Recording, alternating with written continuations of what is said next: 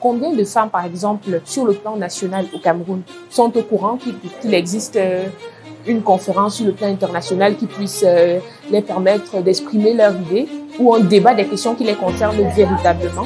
Et les femmes doivent se mettre en réseautage. Le réseautage n'est pas seulement fait pour vendre les mèches, les commerces et autres. Le réseautage doit aussi se faire un réseautage de leadership.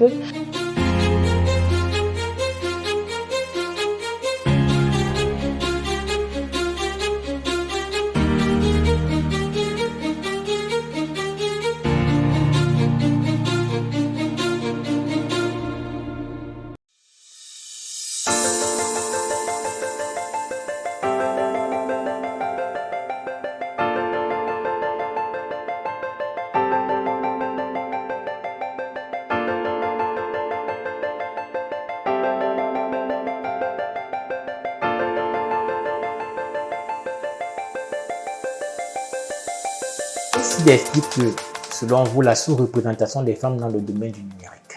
Le secteur du numérique dans notre société, les femmes sont représentées à environ 17% à cause des préjugés et des stéréotypes de notre société qui pensent que les filières sciences ou numériques sont faites pour le sexe masculin. Bon, la femme est celle-là qui doit être au foyer, à la cuisine, dans les secteurs du social, de la santé, dans tout ce qui touche au secteur social.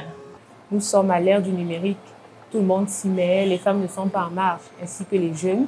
Et donc, je crois que c'est une question sensible, vu que c'est un nouveau domaine dans lequel nous nous initions tous et c'est un champ d'opportunité pour les femmes aussi.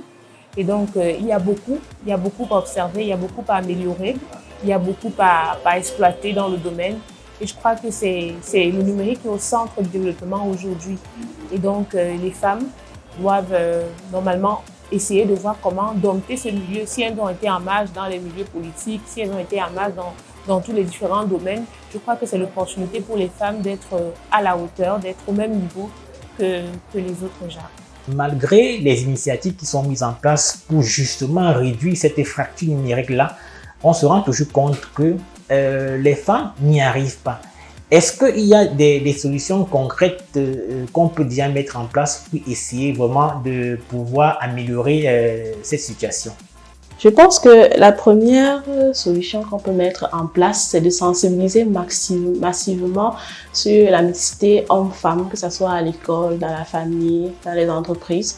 Donc, il faut sensibiliser aussi sur la communication, de sorte que les visuels des sites, les brochures et autres mettent plus en évidence les femmes autant que les hommes. Donc, nous pensons aussi que dans notre société, les femmes doivent être formées au leadership, au développement numérique. Et on parle de l'empowerment des femmes. Donc, les femmes en général, on ne peut rien faire sans les femmes de nos jours. Donc, l'autonomisation des femmes passe aussi par le secteur numérique. Premièrement, je voudrais dire que si on fait face, par exemple, à une jeunesse qui ne s'intéresse pas au domaine du numérique ou alors qui ne s'intéresse pas de façon académique ou professionnelle au domaine du numérique, c'est forcément une question de culture, question d'éducation. Parce que si on avait démontré le côté avantageux, le côté innovateur du numérique à ces enfants, et qu'on leur avait proposé des modèles à suivre, je ne pense pas qu'ils pourraient qu'il ou qu'elle pourrait, n'est-ce pas, bouder en fait ce domaine-là.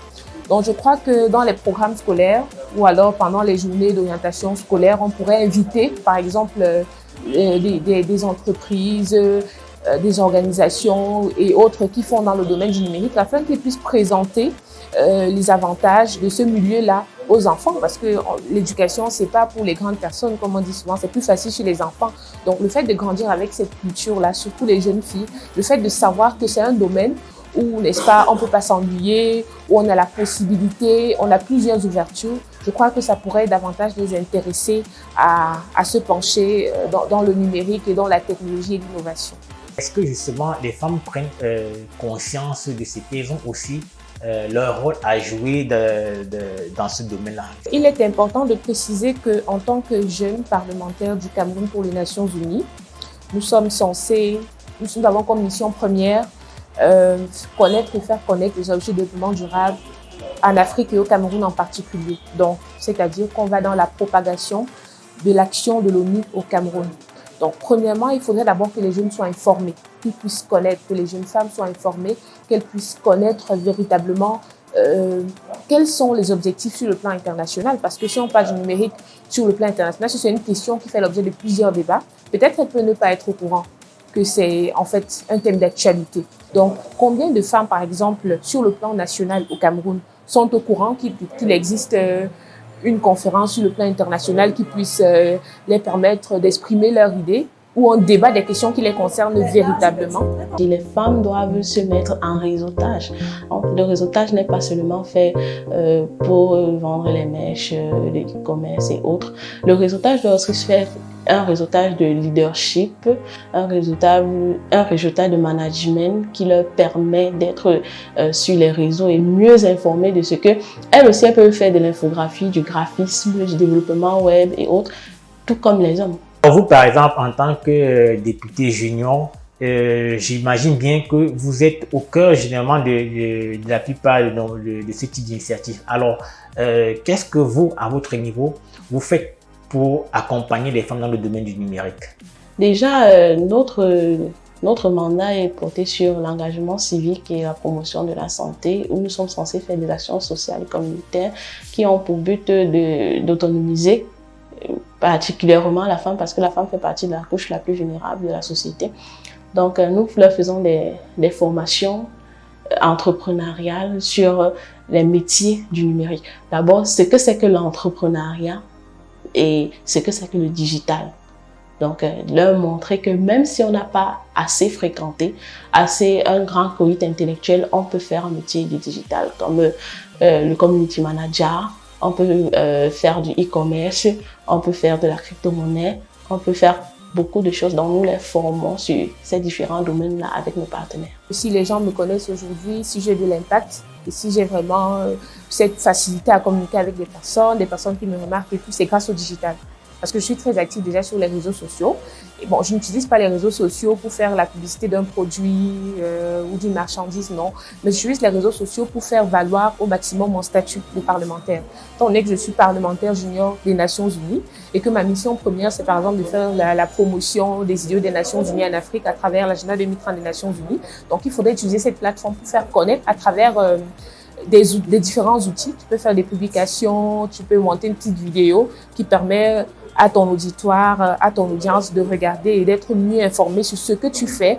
Et également, ça peut être une possibilité d'intéresser les jeunes à des différentes thématiques qui émanent des Nations Unies et autres. Donc, c'est dans ce sens-là que j'utilise les réseaux sociaux. C'est les réseaux sociaux qui me permettent en fait de faire mieux valoir mon statut de parlementaire parce que le terrain, c'est un peu compliqué. On ne peut pas aller à la rencontre de tout le monde. Au moins, dans les réseaux sociaux, on est sûr de toucher quand même en un laps de temps des millions, des milliers de personnes. Alors, à date, est-ce qu'il y a un suivi et combien de femmes avez-vous déjà formées aujourd'hui? Nous sommes dans un programme de 100 femmes. 100 femmes, nous sommes dans la commune de Douala 5e et dans la commune de Douala 3e. Nous avons au niveau de la mairie de Longbaba une salle que nous allons exploiter, que nous exploitons déjà pour former des petits groupes de 50 femmes sur les métiers du digital. Il faudrait dire que c'est pendant, par exemple, les sessions parlementaires, parce qu'on en organise chaque année. Et maintenant, on traite un thème. Et par rapport au thème, on invite les acteurs majeurs du thème, ceux qui peuvent avoir vraiment la capacité dans le milieu décisionnel à influencer. Et maintenant, c'est eux qui viennent assister à nos sessions et on profite pour faire des plaidoyers sur la condition, par exemple, féminine, parce que c'est quelque chose qui est au centre réellement de nos préoccupations. Donc, les plaidoyers sont la première des choses. Maintenant, dans les plaidoyers, on pourrait peut-être, en fonction de chaque institution, essayer de voir comment orienter les plaidoyers.